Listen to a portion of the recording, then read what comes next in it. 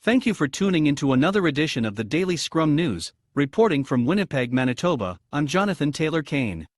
In 2016, the Shamattawa First Nation located in Northern Manitoba was rocked by a series of suicides within a week, which prompted calls for a state of emergency. Fast forward 5 years later, Chief Eric Redhead issued a state of emergency on Tuesday morning, after his sister and a mother of 4 took their lives. First Nations communities already face enough challenges, from systemic racism, dealing with the trauma of residential schools, to lack of clean drinking water, and now a global pandemic. The need for resources and mental health support has reached its climax. Just last night, a 7-year-old girl attempted to take her own life, and is now in a Winnipeg hospital in critical condition. This is a tragedy that has been ongoing for years. Our youth need hope, but also a constructive means to express themselves and the value they hold to their families, communities, and ancestors, said Dr. Robert Falcon-Ouellette, former chair of Canada's Indigenous Caucus.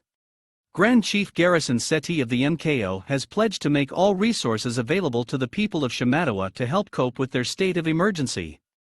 This included an immediate deployment of the mobile crisis teams and calls for help from the federal and provincial governments. In a recent interview, Chief Redhead fears a domino effect will happen and continues to reach out to the families within the community to connect with him if they need help.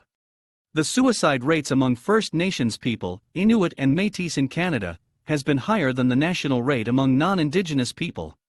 The rates of suicide in the Indigenous community has been well documented and can be traced back to the horrific treatment they have had to endure from the impact of colonization.